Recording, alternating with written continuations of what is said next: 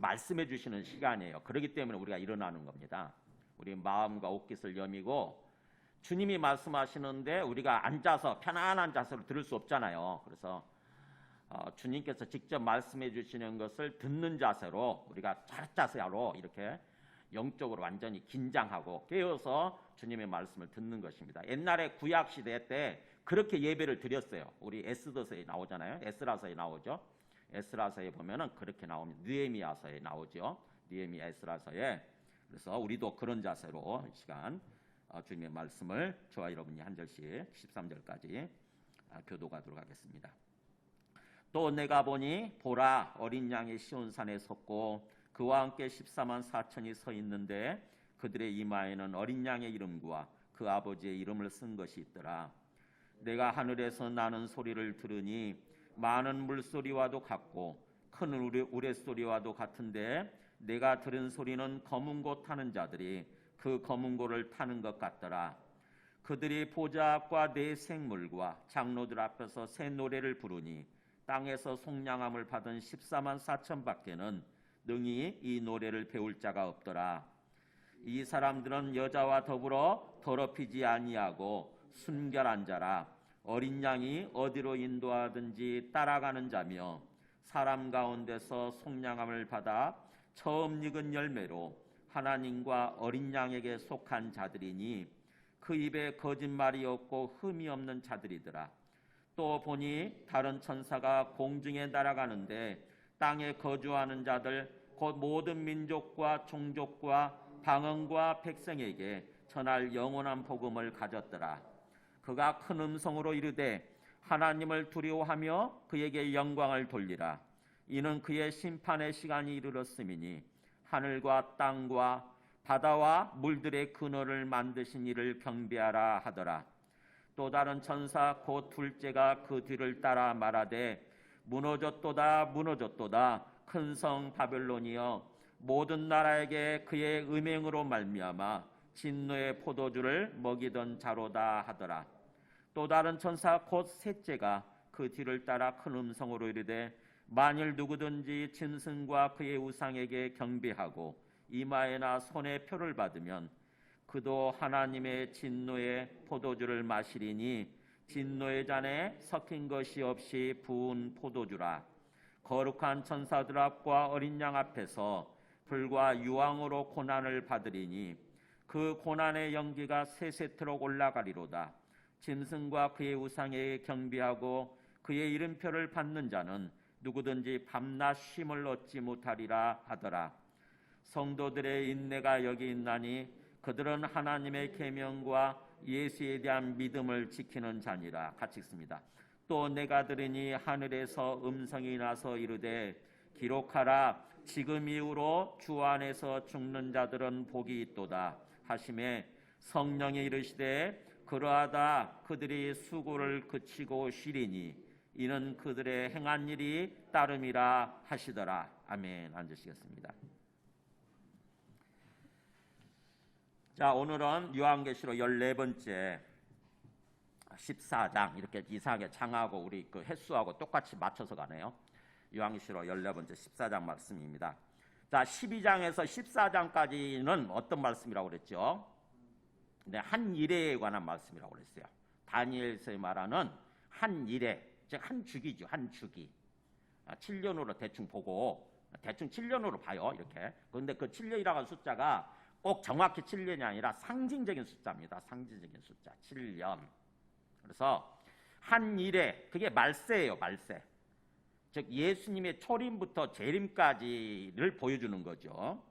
그래서 우리 그 11장 뒷부분에서 마지막 나팔이 울려 퍼지고 그래서 그야말로 심판과 최종 구원이 일어나야 될 판인데 그 내용이 15장으로 이렇게 미뤄져 있는 거죠.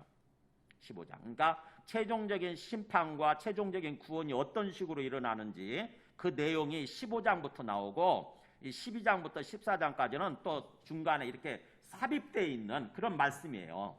중간 막간이라고 그러잖아요. 막간에 예수님의 초림부터 재림까지 전체 과정을 보여주는 것입니다. 요약해가지고. 그래서 12장은 한 일의 전반기, 그 다음에 13장은 한 일의 후반기, 그리고 14장은 마지막 최후 전쟁, 마지막 최후 전쟁의 어떤 그런 모습을, 전쟁 어떤 그 모습을 보여주는 거죠.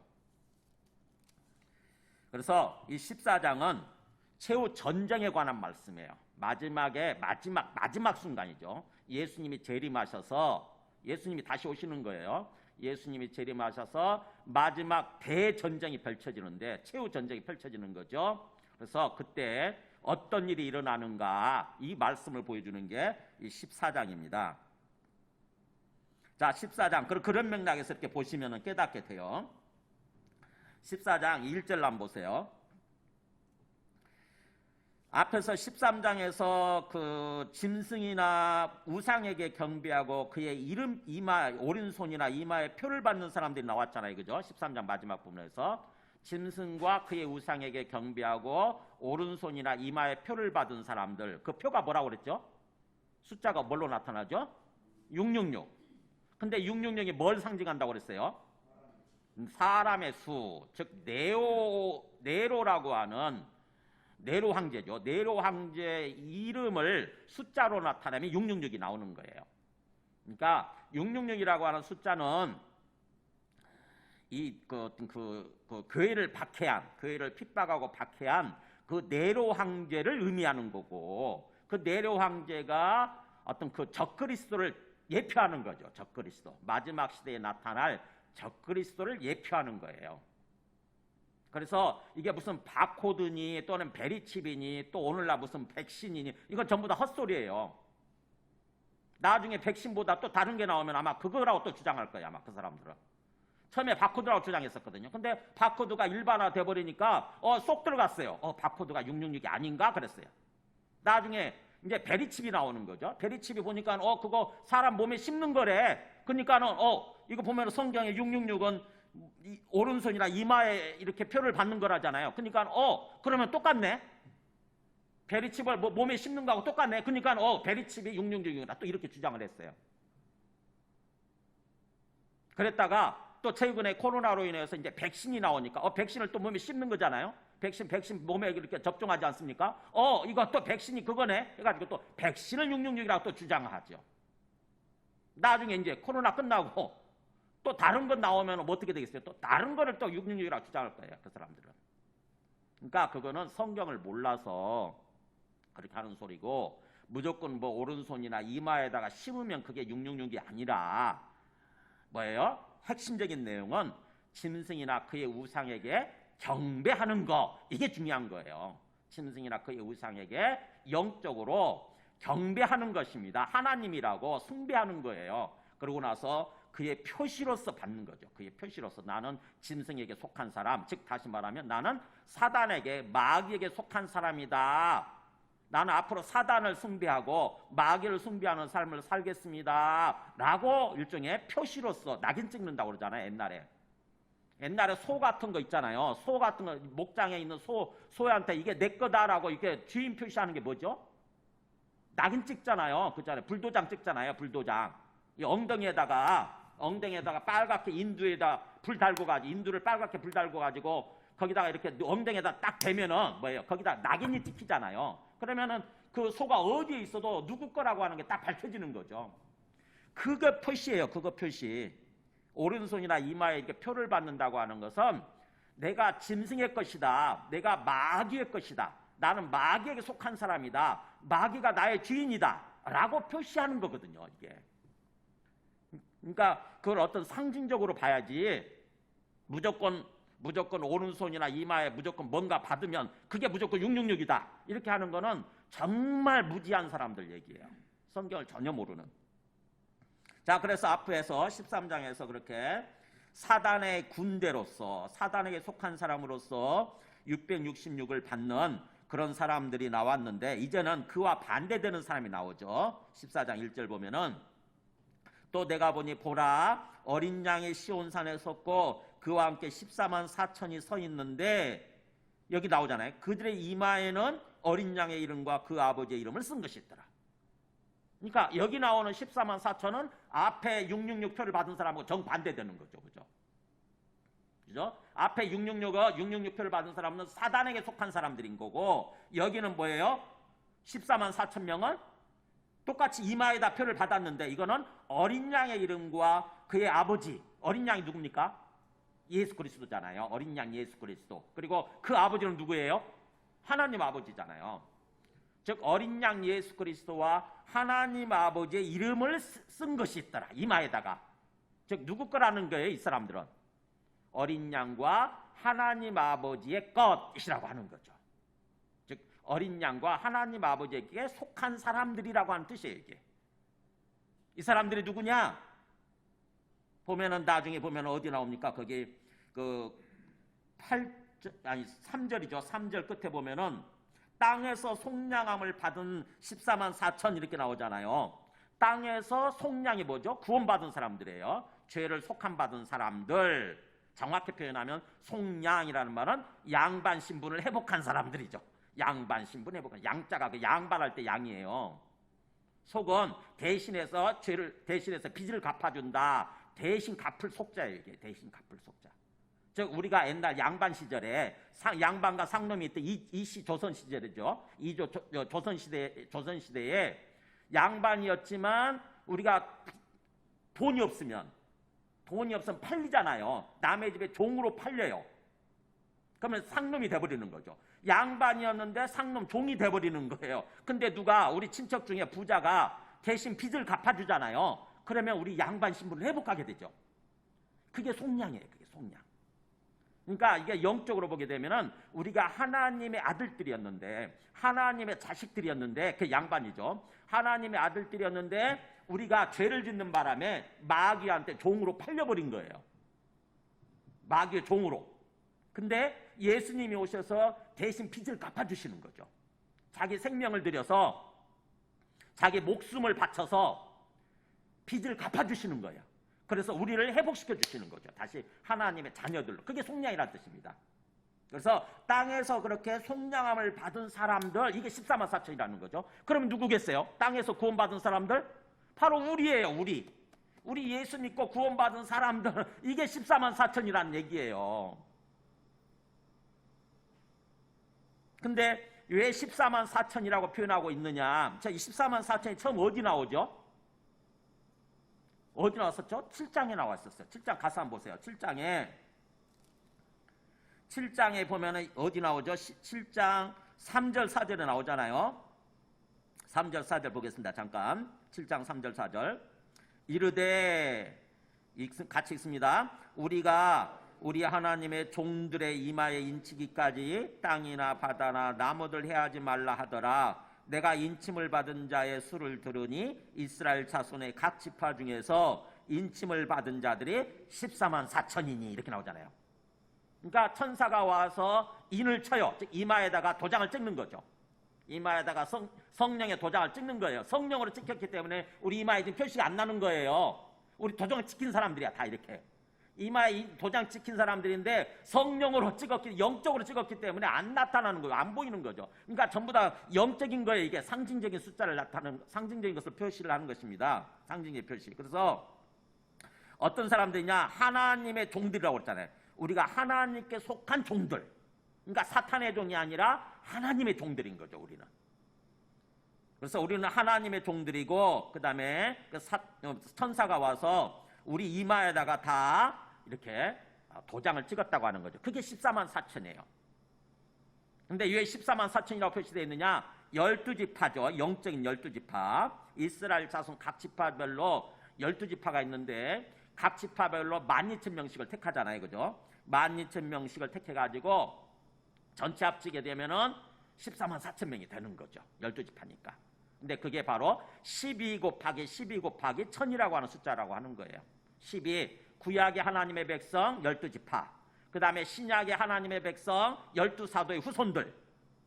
그래서 구약의 하나님의 백성과 신약의 하나님의 백성 곱하기 10의 3승, 10이 완전 수인데 충만한 숫자인데 그게 1000이니까 10의 3승이니까 엄청나게 많은 숫자라는 뜻이에요. 그러면서 이 사람들은 뭐예요?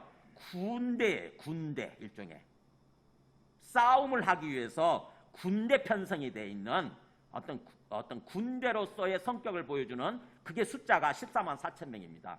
우리 민수기 보면은 가나안 땅에 뭐 어떤 거 출애굽을 한 다음에 가나안 땅에 들어가기 위해서 싸워야 되잖아요, 그죠? 싸워서 승리해야 그 들어가게 되는 거잖아요. 그런 것처럼 그러기 위해서 군대를 편성하는 게 나옵니다. 이 민수기 앞에 보면은 1, 2, 3장에 보면은 군대 편성이 나와요. 한 60만 명 정도. 그거에 빗대서 얘기를 하는 거예요. 우리가 나중에 가나안 땅, 영적 가나안 땅이죠. 완전한 구원에 들어가야 될 판인데 그러기 위해서는 이 땅에서는 싸워야 된다고 하는 것입니다. 우리 예수 믿고 구원받은 사람들이 이 땅에서는 싸워야 영적 싸움을 거쳐서 완전한 구원, 완전한 천국에 들어간다고 하는 거예요. 그래서 군대로서의 보여주는 성격을 보여주는 게 바로 이 14만 4천이라고 하는 숫자예요. 다시 우리 본문 14장으로 돌아왔어요. 그러니까 이제 예수님이 시온산에 서 있고 어린 양 시온산에 서 있고 그 예수님과 함께 14만 4천 명이 서 있더라. 그 말은 이제 예수님이 어린 양 예수 그리스도가 마지막 최후 전쟁이죠. 마지막 전쟁을 할 판인데 누구를 데리고 누구와 함께 싸우는 거냐? 14만 4천 명. 그게 누구예요? 바로 우리 예수 믿고 구원받은 사람들. 이게 예수님의 군대예요. 우리가 하나님의 군대. 그래서 오늘 제목이 뭡니까? 설교 제목이 우리는 하나님의 군대예요. 하나님과 어린 양의 군대. 어린 양 예수 그리스도의 군대. 아이고 내가 예수 믿고 그냥 뭐 죽으면 무조건 천국 가는 줄 알았더니 그런 뭐 우리가 하나님의 군대라고? 우리가 내가 군사라고요? 이게 뭔 소리예요? 처음 들어보셨죠? 우리는 하나님의 군대예요. 지금 군대 편성이 되어 있는 것입니다. 우리의 정체성이 분명해야 돼요. 그래서 어린 양이 보라, 그러니까는 성경에서 보라라고 하는 말이 나오면 우리가 정신 바짝 차리고 들어야 돼요. 새로운 장면이 펼쳐지는 거니까. 보라! 자, 사도 요한이 눈 크게 뜨고 보는 거예요. 어린 양이 시온산에 서 있어요. 시온산이 원래 뭡니까? 시온산이 한번 그림을 한번 보여주실래요? 원래 시온산은 어디냐면은 예루살렘 도시가 있고요. 여기 예루살렘 전체 도시예요, 이게.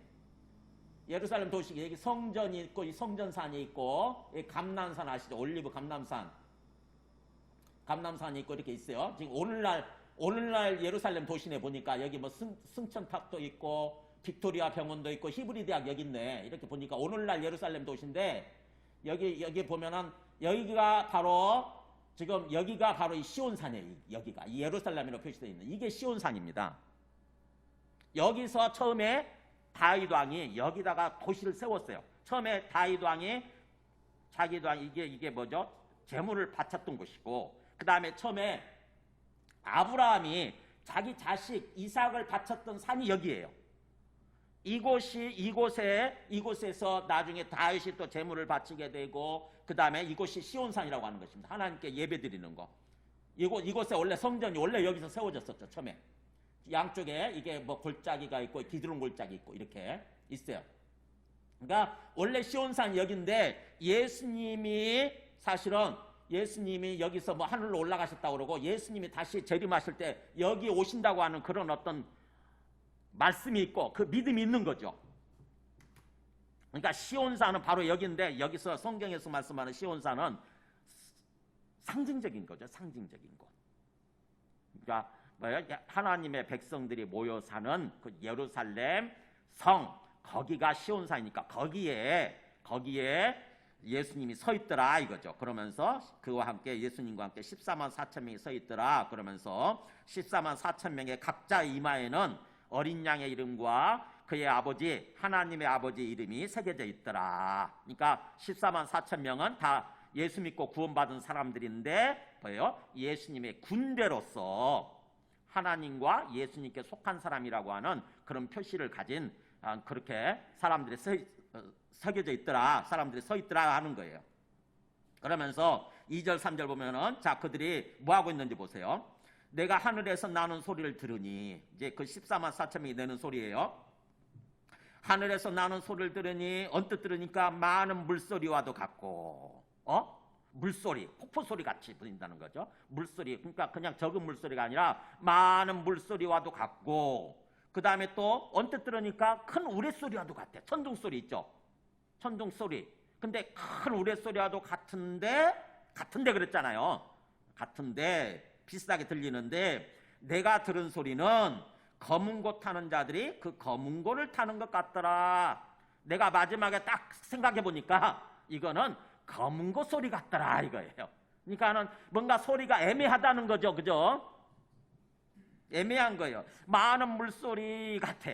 폭포 소리 같아. 그러니까 그야말로 압도적인 소리예요. 이게 마음을 딱 사로잡는 압도하는 소리 같고 또 우레소리 정말 겁나게 만드는 두렵게 만드는 우레소리도 같은데 최종적으로 생각해 보니까 검은고 소리 같더라. 검은고가 바로 뭐냐면은 하프 소리예요. 하프. 그 나라에 검은고가 있었던 건 아니니까 하프 소리예요. 하프 소리가 뭔지 한번 하프가 뭘까 어떻게 생겼는지 보여줄까요? 우리 기타의 선조가 되시는 여기서 기타라는 말이 나왔거든요. 기타리네요. 하프가. 그래서 이렇게 생겼는데 이 소리가 이 하프 뜯는 소리가 어떤 소리인지 도대체 어떤 소리길래 이 사도 요한이 이렇게 들었을까라고 제가 동영상을 한번 보여드릴게요. 소리. 그러면서 이게 그럼 어떤 소리인지 한번 들어보세요. 한번 동영상 보여줘 보세요. 소리를 좀 키워갖고 들려줘 보세요.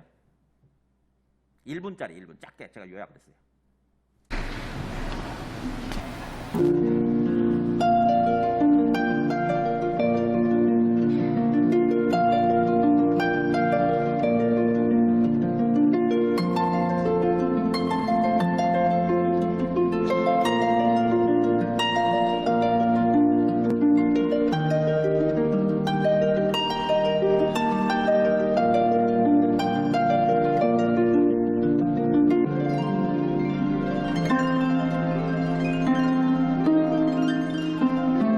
물소리처럼 들리세요?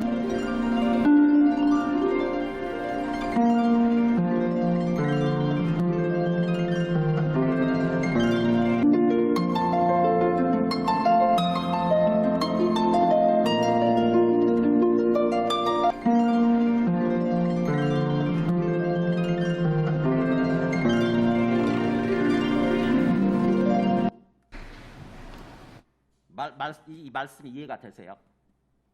들으니까 하프 소리가 이 하프 소리가 많은 물소리와도 같고 우레소리와도 같고 그러면서 이게 하프 소리더라 이게요. 검은 타는 소리더라.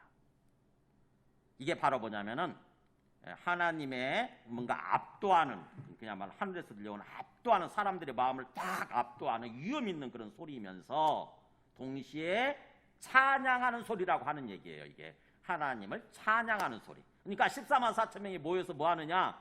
하나님을 찬양하는 거예요. 하나님을 찬양하고 경배하는 소리. 그러면서 8절에 보잖아요. 그들이 보좌 앞과 하나님 보좌 앞이죠. 하나님 보좌 앞과 그 다음에 그들을 둘러싸고 있는 하나님을 둘러싸고 있는 모든 생물을 대표하는 네 생물과 그 다음에 장로들 24장로라고 그랬죠. 우리 하나님의 백성들을 대표하는 24장로들 앞에서 새로운 노래예요. 새로운 노래를 부르니 이 노래는 땅에서 속량함을 받은 14만 4천 즉 땅에서 이렇게 구원받은 우리 구원받은 사람들 외에는 능히 이 노래를 배울 자가 없더라. 그러니까 이 하나님께 드리는 이 찬양이라고 하는 것은 경배 소리는 뭐예요? 구원받은 사람들만 부를 수 있는 이 배운다는 말은 부른다는 거예요. 구원받은 사람들만 배우고 구원받은 사람들만 하나님께 경배할 수 있는 노래를 부를 수 있는 그런 노래라고 하는 거죠. 아무나 찬양하지 못해요. 아무나. 자, 이 사람들이 이렇게 하나님 앞에서 찬양하고 경배하는 그런 모습을 보이는데 이 사람들은 어떤 삶을 사느냐 4절에서 5절이에요. 벌써 이 사람들이 어떤 삶을 통해서 예수님의 군대로서 하나님의 군대로서 뭔가 역할을 하는 거죠. 군대로서. 우리는 군대면은 되게 총칼 들고 가서 싸워야 되잖아요. 근데 영적 전쟁이라고 하면서 총칼 들고 싸우는 게 아니니까 어떤 삶으로서 싸우는 거예요. 그 삶으로서 하나님 예수님이 승리하시는 거죠. 우리의 어떤 삶으로서. 자, 어떤 삶으로서 전쟁을 하는가 보세요. 이 사람들은 여자와 더불어 더럽히지 아니하고 순결한 자라. 결혼하면 안 되겠네. 그렇게 오해를 하면 안 돼요. 이 여자는 누구냐? 거기에 어디에 8절에 나오나요? 8절에 보면은 보세요. 8절에 보면 또 다른 천사 곧 둘째가 그 뒤를 따라 말하되 무너졌도다 무너졌도다 큰 성 바벨론이여 모든 나라에 그의 음행으로 말미암아 진노의 포도주를 먹이던 자로다 이렇게 나오잖아요. 이게 누구냐? 바로 음녀 바빌론을 말하는 거예요. 음녀. 이 바빌론이 음녀예요. 그러니까 세상을 말하는 거예요. 세상. 음녀의 반대말은 신부잖아요. 정결한 신부, 정결한 아내. 그래서 예루살렘 성, 우리 예수 믿고 구원받은 사람들이 신부고, 여기서 음녀는 세상을 말하는 거예요. 세상. 그러니까 여기서 여자는 바로 음녀 바벨론을 말하는 것입니다. 즉 세상과 더불어 더럽히지 않냐고 순결한 자라, 영혼을 지키는 사람들, 영혼을 정결하게 지키는 사람. 자꾸 뭔가 예수 믿는다 그러면서도 세상 흘러가는 대로 세상 사람들과 똑같이 사는 것이 아니라 영적 순결을 지키는 거예요. 영적 순결. 그게 바로 우리가 전쟁하는 방식이에요. 절대 순결을 지키는 것. 그 다음에 또 어린 양이 어디로 인도하든지 따라가는 자면 뭐예요? 바로 어린 양 예수 그리스도가 어떤 삶으로 인도하든지, 그게 뭔가 굉장히 고난을 받고 죽을 것 같은 그런 죽음의 길이라 할지라도 우리는 예수님만 믿고 따라가는 것입니다. 즉 다시 말하면 어린 양 예수 그리스도에게 절대 복종하고 절대 순종하는 그런 삶이에요. 그게 전쟁 방식이에요. 우리가 군대로서 쓰임받는 방식이에요. 그 다음에 사람들 가운데서 속량을 받아 처음 익은 열매로 하나님과 어린 양에 속한 자들이. 세 번째는 뭐냐면은 아까 땅에서 속량을 받았다고 그러는데 여기서는 사람들 가운데죠. 세상 사람들로부터 속량을 받아. 그러니까 세상 사람들로부터 우리가 구원받은 거죠. 구원받아서 처음 익은 열매가 된 사람들. 처음 익은 열매, 이게 뭐냐? 첫 열매예요. 첫 열매. 첫 열매는 뭐냐면은 하나님께 드려진 귀한 재물을 말하는 거예요. 그러니까 우리는 예수 믿는 사람들은 다 첫 열매예요. 첫 열매. 우리 윤성문 집사님 옛날에 농사 지을 때 보면은 첫 곡식을 뭐라고 그러죠? 이렇게 농사 지어가지고 처음 곡식 익을 때 처음 따잖아요. 조금 그죠? 손으로 훑어가지고 그거를 어떻게 뭔가 우리 그 조상들한테 드리잖아요. 먼저. 그죠? 옛날 우리 전라도 사투리로 하면 그걸 무슨 올기살이라고 그랬나? 그런 거 있잖아요. 이렇게 파래가지고, 네, 그거 되게 고소하지 않습니까? 그게 그러니까 첫 수확이에요. 그게 첫 수확. 그게 굉장히 귀한 것입니다. 그래서 그거를 우리가 먼저 먹는 것이 아니라 조상신한테 먼저 드렸던 것처럼 여기서 이 첫 열매라고 하는 것은 하나님께 바쳐진 아주 귀한 재물을 말하는 거예요. 그래서 우리가 첫 열매라고 하는 거예요. 우리가 하나님께 드려진 첫 열매, 아주 존귀한 존재라고 하는 거죠. 하나님께 바쳐진 아주 귀한 존재, 존귀한 존재, 그런 존재란 거예요. 그런 의식이 필요한 거죠. 그래서 우리가 하나님과 어린 양에게 속한, 즉 하나님과 어린 양의 것이라고 하는 거죠. 우리는. 그러니까 이런 의식을 가진 거, 그러면서 그 입에 거짓말이 없고 흠이 없는 자들이더라. 그런 의식이 있다 보니까 이 땅에서 구체적으로 삶을 살아갈 때 거짓말하지 않고요. 거짓된 것이 없는 거죠. 거짓말하지 않고, 그 다음에 영적으로 흠이 없어요. 온전한 모습으로 살아가는 사람들, 그렇게 살려고 하는 거죠. 이게 바로 우리가 하나님의 군대로서 쓰임받는 방식이에요. 그러니까 우리가 전쟁한다고 그럴 때 칼과 총을 가지고, 총칼을 가지고 와서 싸우는 것이 아니라 우리의 삶으로서 싸우는 것입니다. 우리의 삶. 바로 이 세 가지 나오죠. 이 삶의 방식으로서. 그러면은 예수님께서 우리의 삶을 가지고 우리가 하나님의 군대로 쓰임 받으면서 마귀와의 싸움에서 승리하게 되는 거예요. 주님께서는 지금 이 말씀을 가지고 그걸 얘기하고자 하는 것입니다. 그러면서 이제 6절부터 11절까지는 새 천사가 등장하죠. 새 천사는 뭐냐면은 마지막 이제 전쟁 최종 뭔가 이제 폭격을 퍼붓기 전에, 그죠? 폭탄을 퍼붓기 전에 14절부터 20절까지는 마지막 폭탄을 퍼부어 가지고 최종적으로 전쟁의 결과를 보여주는 거니까. 그렇게 하기 전에 마지막 이제 폭탄을 퍼붓기 전에 최종적으로 하나님이 새 천사를 보내서 최후 메시지를 전하는 거예요. 세상을 향해서 그리고 우리 예수 믿는 사람들 향해서 최종적으로 우리가 어떻게 행동해야 되는지 새 천사를 가지고 새 메시지를 선포하는 거죠. 최후 메시지, 이게 최후 메시지. 세상한테 보내는 최후 메시지. 이제 폭격 퍼붓기 전에. 첫 번째 천사, 첫 번째 메시지가 뭔지 보세요. 6절에 보면은 또 보니 이제 다른 천사가 첫 번째 천사죠. 공중에 날아가는데 땅에 거주하는 자들 곧 모든 민족과 종족과 방언과 백성에게 전할 영원한 복음을 가졌더라.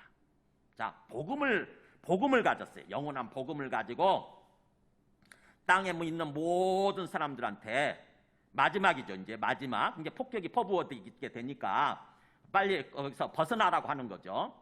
그래서 영원한 복음을 가졌는데 뭐라고 외치냐면 7절에 그가 큰 음성으로 이르되 하나님을 두려워하며 그에게 영광을 돌리라.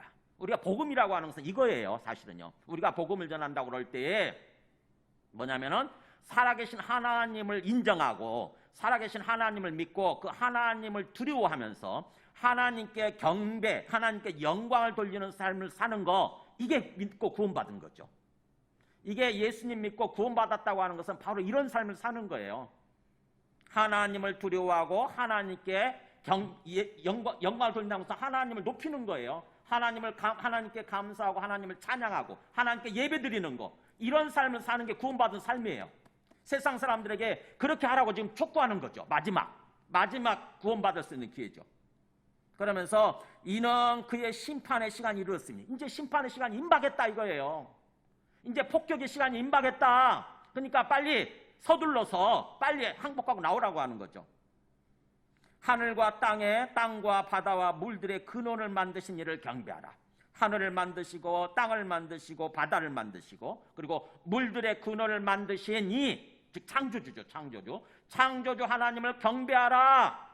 이게 구원받는 거거든요. 이게 구원받은 사람의 모습이에요. 그러니까 우리가 예수님 믿고 구원받았다고 하는 것은 어떤 삶을 사는 거냐? 하나님께 경배하는 거예요. 왜 경배해요? 하나님이 뭐길래? 그분이 만드셨으니까. 그분이 우리를 만드셨고 세상을 만드셨거든요. 우리가 부모님 왜 공경합니까? 부모님이 우리한테 생명을 줬잖아요. 그죠? 부모님 우리를 낳게 만들었잖아요. 그러니까 부모님이기 때문에 부모님을 공경하는 거예요. 그렇듯이 왜 우리가 하나님께 경배해야 되느냐? 하나님이 세상을 만드셨고 하나님이 우리에게 생명을 주셨으니까. 모든 사람들의 어떤 존재 이유, 삶의 목적은 뭐냐? 이렇게 하나님을 경배하는 삶을 살아가는 거예요. 그것을 위해서 하나님이 세상을 만드시고 우리를 만드신 거예요. 창조주 하나님을, 그분이 창조주이시기 때문에 경배하는 삶을 살아가는 거, 그게 구원이고 그것을 전하는 게 복음이에요. 그러니까 우리가 복음 전한다 그러면은 가서 전도지 돌리는 거라고 생각을 하죠. 물론 전도지 돌리는 게 복음 전하는 거지만, 전도하는 거지만 진정한 의미는 우리가 의미를 알아야 되는 거죠. 본질적인 개념을 알아야 돼요. 살아계신 하나님이 살아계신다. 그 하나님이 세상을 만드셨다. 하나님이 당신의 생명을 주신 거다. 당신에게. 그렇기 때문에 하나님께 돌아와서 하나님을 인정하고 하나님께 예배드리고 하나님을 높이는 삶을 살아야 되는 거다라고 전하는 거. 이게 전도예요. 이게 복음이에요. 이게 복음. 모든 사람은 그런 삶을 살아야 되는 거죠. 근데 뭐예요? 마치 사람들은 교만한 생각이 사로잡히게 되면은 절로 나서 자기 스스로 태어나서 자기 스스로 존재하는 것처럼 뭐예요? 부모님도 인정하지 않고 부모님 은혜도 모르고 하나님도 인정하지 않고 그렇게 살죠. 지 스스로 태어나서 우리가 옛날 전라도 사투리 그러잖아요. 절로 나서 절로 잘 된 것처럼 그잖아요. 혼자 태어나서 혼자 잘 된 것처럼 그렇게 생각하잖아요. 모든 사람은요, 복음을 통해서 하나님이 살아계신다. 하나님이 세상을 지으셨고 하나님이 내 생명을 주셨고, 그래서 때가 되면 또 하나님께로 우리가 가게 돼 있는 거죠. 하나님으로부터 와서 하나님께로 돌아가게 돼 있다고. 그러면 이 땅에서 삶을 사는 동안 우리가 하나님을 인정하고 하나님을 알아보고 하나님께 경배하면서 하나님께 예배드리고 하나님을 높이는, 또 하나님께 감사하고 하나님을 찬송하는 그런 삶을 살아야 되는 거죠. 그게 인간의 도리예요. 인간의 도리. 그래서 옛날에 보면 경천애인이란 말 들어보셨어요? 경천애인. 우리 천도교 사상이 그거잖아요. 경천애인. 하늘을 공경하고 애인, 사람을 사랑하는 삶을 사는 거, 그게 인간의 도리다 이거잖아요. 인간의 도리다.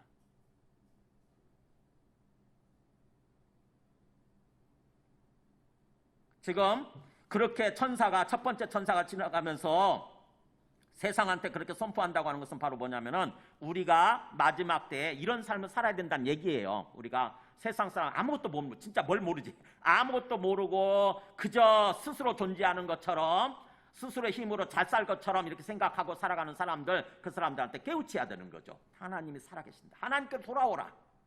하나님을 경배하는 삶을 살아라. 이렇게 전해야 되는 거죠, 지금. 그 다음에 두 번째 천사를 통해서 하나님이 최후 메시지가 뭔지 보세요. 8절이죠. 또 다른 천사, 곧 둘째가 그 뒤를 따라, 그 첫 번째 천사의 뒤를 따라가면서 뭐라고 하냐면은 무너졌도다 무너졌도다 큰 성 바빌론이요, 이렇게 있잖아요. 바빌론이 뭐냐? 세상 제국이라고요. 세상. 무너졌도다 무너졌도다 이 큰 성 바빌론이 세상 제국이요, 모든 나라에게 그의 음행으로 말미암아, 영적 음행이죠. 하나님이 아닌 다른 마귀를 사탄을 하나님처럼 섬기도록, 그렇게 하나님처럼 떠받들면서 살아가도록 그렇게 사고 있는 그런 어떤 음행의 포도주를 마시게 만든 거죠. 모든 세상 사람들로 하여금 그렇게 했던 그 음행의 어떤 음행으로 말미암아 진노의 포도주를 먹이던 자로다 그러잖아요. 하나님께서 그것으로 말미암아 진노의 포도주, 즉 심판이에요. 심판. 하나님께서 심판하시게끔 만드는 그런 포도주를 먹이던 자, 이제 그가 무너졌다는 거죠. 반복하잖아요. 완전히 망했다. 뭐예요? 이제 폭격을 앞두고 완전히 망했다고 하는 것을 확실히 얘기하는 거예요. 그러니까 뭐예요? 완전히 망할 것 같으면은 쫓아가면 안 되죠, 그죠? 쫓아가면 안 되잖아요. 어렸을 때 왜 망할 것을 쫓아갑니까? 절대로 바벨론 성에 합류하지 말라는 거죠. 큰 성 바벨론 쫓아가면. 왜냐하면 망했으니까. 완전히 이제 불과 1, 2초 뒤면 완전히 망할 판인데, 한두 시간 뒤면 완전히 폭격받아서 멸망할 판인데 왜 거기 들어갑니까? 그잖아요. 그게 두 번째 메시지, 최후 메시지. 절대로 큰 성 바빌론에 참여하지 마라 이거죠. 그 다음에 세 번째 메시지, 세 번째 천사, 그게 9절부터 11절까지죠. 또 다른 천사 곧 셋째가 그 뒤를 따라, 둘째 천사의 뒤를 따라서 큰 음성으로 이르되 뭐라고 그러냐면은 만일 누구든지 짐승과 그의 우상에게 경배하고 이마에나 손을 표를 받으면, 만일 누구든지, 에브리바디예요, 애니원이에요. 누구든지 만일 짐승과 그의 우상, 이게 뭐라고 그랬죠? 세상을 통치하는 그때 당시 로마 황제와 그 다음에 로마 황제의 선지자죠. 거짓 선지자, 가짜 선지자. 바다에서 나온 짐승과 그 다음에 그 땅에서 나온 어떤 그 짐승이 우상을 만들었잖아요. 그래서 짐승과 그의 우상에게 경배하고 숭배하고, 그래서 그 표시로서 이마에나 손을 표를 받게 되면, 그럼 어떤 일이 벌어지느냐? 그도 하나님의 진노의 포도주를 마시리니, 그도 심판받는다는 거죠. 누구든지 하나님의 진노의 심판, 하나님 심판을 받으리니 진노의 잔에 섞인 것이 없이 부은 포도주라. 원액 그대로의 포도주예요. 즉 다시 말하면 가감된 것이 없는 하나님의 완전한 심판이라고 하는 거죠. 하나님의 철저한 심판이 이루어지게 될 거다. 그러면서 거룩한 천사들 앞과 어린 양 앞에서 불과 유황으로 고난을 받으리니 그 고난의 연기가 세세토록 올라가리로다. 어떤 심판이에요? 불과 유황못에 고통의 바다에 던져져서 영원토록 고통을 받는 어린 양 예수 그리스도와 천사들이 다 지켜보는 앞에서 영원토록 고통을 받는 그런 곳에 던져지게 된다고 하는 거죠. 그게 심판이에요. 그게 심판. 그래서 짐승과 그의 우상에게 경배하고 그의 이름표를 받는 자는, 그러니까 사탄을 숭배하고 마귀를 따라가고 그 표시로서 이름표를 받는 자는 누구든지 예외가 없이, 한 사람도 예외가 없이 밤낮 쉼을 얻지 못하리라. 진정한 우리가 영원한 안식으로 나아가야 되는 건데, 그게 구원인데 영원한 안식, 에덴 동산으로 나아가는 거예요. 영원히 편안하게 쉬면서 살아가는 삶, 행복하게 살아가는 삶, 그 세계로 우리가 가야 될 판인데 그게 없다고 하는 거죠. 밤낮 쉼을 얻지 못하는, 밤낮으로 고통을 받게 되는 그런 곳으로 가게 된다고 하는 거죠. 그렇기 때문에 마지막 메시지예요. 12절에서 13절이 마지막. 그렇다고 한다면은 이것을 통해서 하나님께서 주시고자 하는 메시지가 뭐냐? 성도들의 인내가 여기 있나니 나오잖아요. 성도들의 인내가 여기 있나니. 우리 예수 믿는 사람들 인내가 성도들, 우리들한테 필요한 게 바로 인내고, 바로 이 순간, 여기라는 말은 그런 뜻이에요. 여기 있다니 그 말은 지금 이 순간, 이 마지막 때, 마지막 전쟁을 앞두고 진짜 우리에게 필요한 게 뭐냐? 인내라고 하는 거예요. 인내. 인내라고 하는 것은 그들은 하나님의 계명과 예수에 대한 믿음을 지키는 것. 인내가 뭐냐? 하나님의 계명, 말씀이죠. 하나님의 말씀과 예수님에 대한, 살아계신 주님이죠. 예수님이 죽으시고 부활하시고 하늘에 오르셔서 지금 하늘에 살아계시고 우리 앞에 살아계시잖아요. 우리 앞에 살아계시는 그 예수님에 대한 믿음, 그것을 지키는 사람, 이게 인내라고 하는 거죠. 그냥 단순히 교회만 왔다 갔다 하는 까지는 믿음이 아니에요. 항상 살아계시는 주님을 실질적으로, 인격적으로 믿고 그분을 바라보고 그분과 교제하면서, 교통하면서 그분과 함께 삶을 살아가는 거. 그래서 어떤 상황이 와도 그 상황을 버티는 거예요. 그 상황 속에서. 사탄의 유혹이 있어도, 사탄의 핍박이 있어도 거기서 항복하지 않고, 거기에 굴복하지 않고 버티는 거예요. 믿음으로 지키는 거예요. 우리 믿음을 지키는 거예요. 영적 지도를 지키는 거죠. 그게 필요하다는 거예요. 그러면서 또 내가 들으니 하늘에서 음성이 나서 이르되 기록하라. 중요하니까 기록해라. 기록해서 전하라 이거죠. 기록해라. 지금 이후로 주 안에서 죽는 자들은 복이 있도다. 지금 이후로. 이제 마지막 순간이기 때문에, 마지막 뭐예요? 마지막 폭격을 앞두고 있기 때문에 지금부터 죽더라도 믿음을 지키고 주님 안에서 죽는 자들, 그러니까 사탄에게 굴복하지 않고 주 안에서 죽는 자들이에요. 주님에 대한 믿음을 지키면서 주 안에서 죽는 자들은 복이 있도다. 왜냐?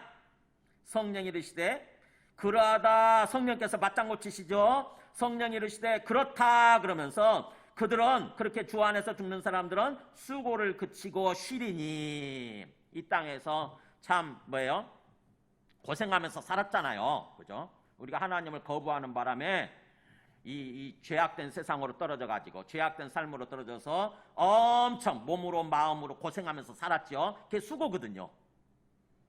근데 그걸 이제 수고를 그치고 이제는 진정한 안식, 쉼이 주어진다고 하는 거죠. 영원한 안식, 수고를 그치고 쉬리니 이는 그들의 행한 일이 따름이라. 어떻게 살았느냐에 따라서 그 결과가 달라진다고 하는 거죠. 이 땅에서 진정으로 예수님을 믿고 어떻게 살았느냐, 우리의 행한 일, 우리의 행한 행위, 삶에 따라서 결과가 주어지기 때문에 영원한 심판, 영원한 구원이 주어지기 때문에 그렇다고 하는 거죠. 그래서 예수님이 오셔서 우리를 구원해 주신다고 그러면서 이렇게 말씀하잖아요. 수고하고 무거운 짐진 자들아 다 내게로 오라. 내가 너희를 뭐라고 그랬어요? 쉬게 하리니. 그거예요. 그거, 그 의미. 예수님의 그 수수께끼 같은 그 말씀 무슨 말이냐? 그거예요. 수고하고 무거운 짐진 자들아. 그러니까 이 땅에서 죄악 가운데서 엄청 몸으로 마음으로 우리 영혼이 고생하면서 힘든 인생을 사는 사람들아, 다 내게로 오라. 즉 예수님을 믿고 오면은, 예수님을 믿게 되면 구원을 주시겠다고 하는 거죠. 쉼을 주시겠다고 하는 거예요. 영원한 안식을 주시겠다고 하는 거죠. 그래서 지금 뭔가 마지막 메시지 그런 거죠. 마지막 순간에, 정말 마지막 이 전쟁의 시간에, 최후 전쟁의 시간에 우리들한테 진정으로 필요한 게 뭐라고요? 인내와 믿음이죠. 진정한 믿음과 인내예요. 이 마지막 때가 될수록 정말 우리한테 필요한 게 뭐냐? 진정한 믿음, 참된 믿음이죠. 실제 믿음이에요. 실제 믿음. 그냥 머리로 아는 정도가 아니라 인격적으로 믿는 거죠. 살아계시는 주님을 바라보고 주님과 교통하면서 살아가는 거. 진정한 믿음과 그 다음에 여러 가지 어려운 상황 속에서 인내하고 버티는 거. 인내가 버티는 거죠. 버티는 거. 그게 필요하다는 것입니다. 그랬을 때 최종적으로 결과가 주어지는 게 14절부터 20절까지예요. 14절부터 16절까지는 곡식추수 장면이 나오죠. 곡식추수.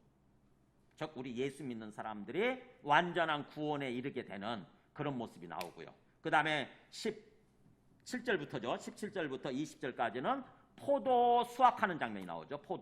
포도를 수확해가지고 어디다 집어넣느냐? 포도주 틀에다 넣지요. 포도주 틀에 어떤 건지 그림 보여주실래요? 자, 그림이 잘 안 보이는구나. 이게 이제 흔적이 남아있는 거고요. 옛날 이스라엘 사람들이 이렇게 포도주 이렇게 구멍 뚫려 있잖아요. 바위를 팠어요. 그래서 여기다가 포도를 넣고 밟으면 이게 나오죠. 포도를 넣고 밟으면 이렇게 즙이 나오잖아요. 즉 빨간 즙이 나오겠죠. 이게 이제 포도 수확하는 장면, 그런 장면인데 오늘 그 말씀을 얘기하는 거죠. 그러니까는 이 포도즙이 빨간색인 것처럼 이게 이제 우리의 피를 상징하는 거죠. 피. 하나님께서 심판하셔서 죄인들을 악인들을 심판하시게 되면은 이제 피를 흘리게 될 거 아닙니까? 그 피를 그렇게 포도주 수확하는 장면으로 그거를 이렇게 상징적으로 묘사를 하고 있는 거죠. 20절에 나오잖아요. 성 밖에서 그 틀이 밟히니 틀에서 피가 나서 포도즙이 피로 바뀌죠. 말 굴레까지 닿았고, 말 굴레가 어딘지 아시죠? 이렇게 약 1.5m 높이라고 그래요. 말 굴레까지 피가 강물을 이루는 거죠. 그리고 그 강물이 1600 스타디온까지 퍼졌더라. 1600 스타디온. 진짜 실제 길이로 하면 350km. 우리 여기서 저 부산까지 가는 거리 정도 되는데, 그걸 얘기하는 것이 아니라 사실은 1600이면 4 곱하기 4, 446이죠. 4 곱하기 4 곱하기 1000이 되는 거죠. 1000. 즉 다시 말하면 온 땅이란 얘기예요. 온 땅. 온 땅에 피가 강물을 이루게 되는, 즉 다시 말하면 온 땅에 걸쳐서 심판하신다고 하는 얘기예요. 온 땅에 걸쳐서 이렇게 펼쳐지게 되는 거죠. 그래서 마지막 이렇게 최종적으로 세상이 어떻게 끝날 것인가를 이걸 보여주시는 거죠. 이걸 통해서 보여주시는 거죠. 여러분 한번 생각해 보세요. 우리가 타임머신을 타고 미래로 갈 수 있다고 한다면은, 그래서 미래로 갔다 와서 가게 된다고 한다면은 어떻게 되겠어요? 우리 삶이 최종적으로 어떻게 될 건지 알 수 있겠죠, 그죠? 우리가 미래 어떤 식으로 될 건지 알 거 아닙니까? 그러면은 거기 갔다 와서 이 땅에서 또 현실적인 삶을 살아간다고 한다면 어떻게 살겠어요? 미래가 어떻게 될 것인지를 분명히 안다고 한다면은 이 땅에서 뭔가 새로운 삶을 살겠죠, 그죠? 미래 어떻게 될 것인지 아니까 어리석은 선택을 하지 않을 거 아닙니까? 왜 점쟁이한테 가죠? 왜 점을 보죠? 내 미래가 어떻게 될 것인지를 알려달라는 거잖아요. 점 보는 게. 그런 것처럼 이 말씀이 뭐예요? 최종적인 어떤 그 구원과 최종적인 심판이 이게 바로 미래를 보여주는 거예요. 미래. 마치 타임머신을 타고 미래를 우리 갔다 온 거예요. 그렇다고 한다면 이 땅에서 삶을 살 때 미래가 이렇게 될 거라고 한다면은 이 땅에서 지금 우리가 현실의 삶을 살아갈 때에 여기에 맞춰서 살아야죠. 어리석게 최종 어떤 심판으로 나아가는 그런 삶을 살면 안 되겠죠, 그죠? 그러기 위해서 이 말씀을 지금 보여주시는 것입니다. 자, 말씀을 정리합니다. 하나님은 하나님의 타이밍, 시간이 있다고 하는 것입니다. 거기 15절에 나온 것처럼 당신의 낫을 휘둘러 거두소서 땅의 곡식이 다 익어 거둘 때가 이르렀습니다. 이렇게 나오잖아요. 거둘 때가 되었나이다. 하나님은요, 세상을 이끌어 가시면서 하나님의 타이밍이 있어요. 하나님의 타이밍. 항상, 그러니까 우리가 하나님의 관점에서 세상을 바라보고 우리의 인생을 바라볼 필요가 있는 거죠. 마태복음 13장 29절도 보면은 그런 말이 나오죠. 이렇게 나오잖아요. 둘 다 추수 때까지 함께 자라게 두어라. 이 곡식과 가라지. 곡식과 가라지 세상에 존재한다고 하는 거예요. 우리가 인생을 살아가는 동안에 우리 예수 믿는 사람들, 하나님이 올 때는 곡식이죠. 곡식들도 존재하고 또 가라지, 잡초예요, 잡초. 우리 옛날에 보면 곡식, 나락의 벼에 반대되는 게 피잖아요, 피. 그게 있던 것처럼 이 땅에서는 예수 믿지 않고 악인들이 있어요, 반드시. 세상 끝날까지 있는 거죠. 그래서 그 잡초를 뽑아버릴까요? 그랬더니 주인이 뭐라고 그러냐면 냅둬라 그래요. 냅둬라. 가라지 뽑다 혹시 곡식까지 뽑힐까 염려된다 그러면서 내버려둬라. 그러고는 둘 다 추수 때까지 함께 자라게 두라. 최종적으로 추수할 때까지 내버려둔다는 것입니다. 그러다가 추수 때가 되면 내가 추수꾼들에게 말하기를 가라지는 먼저 거두어 불사르게 단으로 붓고, 가라지는 뭐예요? 먼저 거두어서 불살라버리게 되고, 그 다음에 곡식은 모아서 내 곡간에 넣으라 하리라. 이렇게. 그러니까 하나님의 시간이 있다는 거죠. 구원과 심판의 최종적인 시간이 있다고 하는 것입니다. 하나님은 그렇게 하나님의 시간에 맞추어서 지금 세상을 이끌어가고 있는 거예요. 그렇기 때문에 우리가 지금 하나님의 시간표상에 있는 거죠. 지금 우리가 최종적인 구원과 최종적인 심판의 시간까지 아직 우리는 이르지 않았죠. 그거를 향해서 지금 가고 있는 거예요. 지금 우리가 처해 있는 이 시간이 어떤 시간인지는 아직 잘 모르죠. 분명히 뭔가 말세지 말은 맞는 것 같은데, 여러 가지 일어난 증상들이 말세지 말은 맞는 것 같은데 언제 결정적인 예수님이 재림하시게 될지, 결정적인 순간이 올지는 아직 모르는 거죠. 그렇지만 우리는 하나님의 그 타이밍을 믿고 걸어가는 거예요.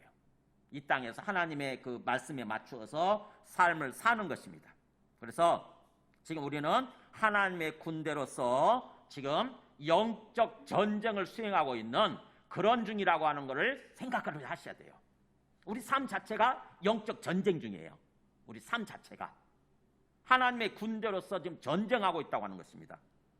에베소서에서 사도 바울이 그런 말을 하고 있죠.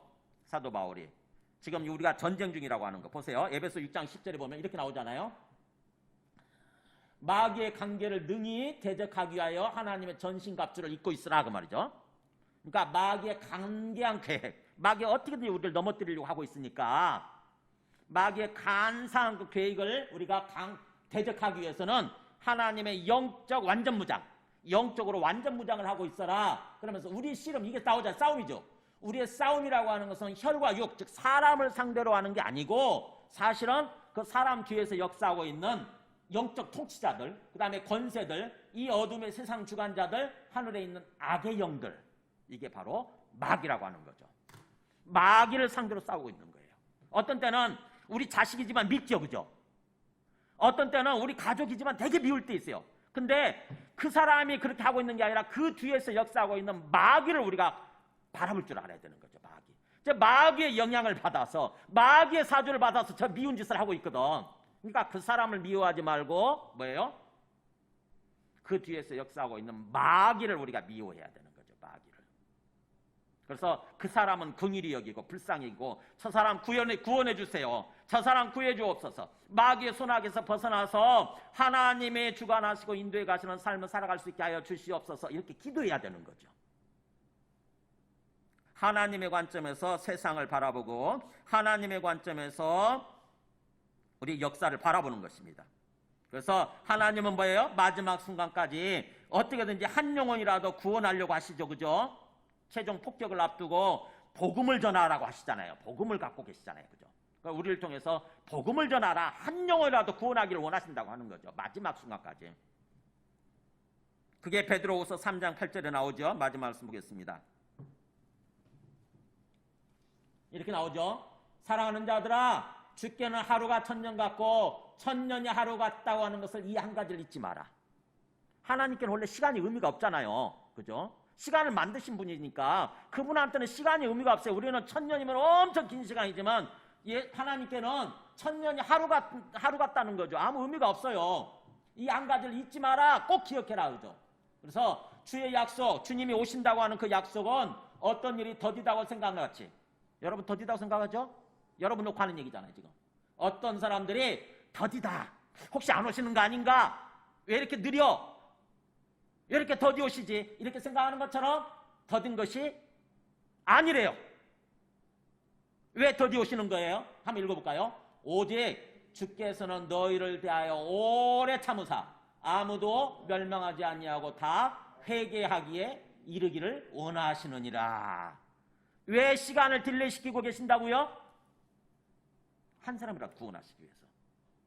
생각해 보세요. 지금 우리 가족들 중에, 우리 지금 자식들 중에 아직 구원받지 못한 사람들이 있는데 주님 지금 오신다고 생각해 보세요. 오늘 저녁에 오신다. 그럼 어떻게 되겠어요? 그들은 구원받지 못하고 영원한 심판으로 가는 거예요. 그래서 한 영혼이라도 구원하시기 위해서, 한 영혼이라도 회개하고 아무도 멸망하지 않고 다 회개하고 구원에 이르기를 원하셔서 지금 오래오래 참고 계시는 거다라는 거예요. 이 주님의 마음을 우리가 읽어야 돼요. 그래서 우리가 이 땅에서 삶을 사는데 먹고 살기 위해서, 돈 벌기 위해서 급급한 삶을 살고 있지만 그걸로 끝나버리면 안 되는 거죠. 어떻게든지 우리 살아가는 사람들이 구원받도록 하기 위해서 거기다 초점 맞추고 사는 거예요. 열심히 돈 벌기 위해서 살다 할지라도 그걸로 끝나지 말고 뭐예요? 궁극적 우리의 삶의 목표, 방향이 뭐냐? 우리 삶의 목표가 우리 살아가는 사람들이 구원받는 거예요. 어떻게 하면 그들이 구원받느냐? 그렇게 사는 거죠. 거기 3절, 4절에서 아까 3절에서 5절까지 얘기하는 거에서 4절, 5절에 나오는 것처럼 그런 삶을 사는 거예요. 그게 영적 전쟁 수행 방식이라고요. 세상과 타협하지 않고 주님이 어디로 인도하시든지 순종하고, 그 다음에 우리는 하나님께 드려진, 바쳐진 첫 열매라고 하는 거, 첫 곡식이라고 하는 것은 귀한 존재라고 하는 것은 항상 자부심을 가지고 구체적으로 거짓말하지 않고, 이 신천지에 빠진 사람들이나 이단에 빠진 사람들, 그리고 또 거짓 유튜버들 얼마나 거짓말이 습관화되어 있습니까? 그잖아요. 마귀를 쫓아가는 사람들은 항상 거짓말이 아무 꺼리낌 없이 거짓말해요. 거짓말해놓고도 마음의 가책도 느끼지 않나 봐. 못 느끼지. 다 마귀의 종들이라서 그래요. 그래서 마귀는 거짓의 아비라잖아요. 거짓의 아비. 그러니까 거짓의, 마귀와 거짓의 아비면 그 거짓말하는 사람들은 거짓의 마귀의 종들인 거예요. 마귀의 자식들인 거예요. 마귀 새끼들 일종의. 우리는 그런 삶을 살면 안 되는 거죠. 항상 진실되고 정직하게, 그리고 영적으로 흠이 없는 그런 모습으로 삶을 살면 우리의 삶을 통해서 주님이 증거되는 거예요. 우리 사랑하는 사람들한테 복음이 전해지는 것입니다. 그래서 그들이 회개하고 주님께 나오게 되면 그들이 구원받게 되는 거죠.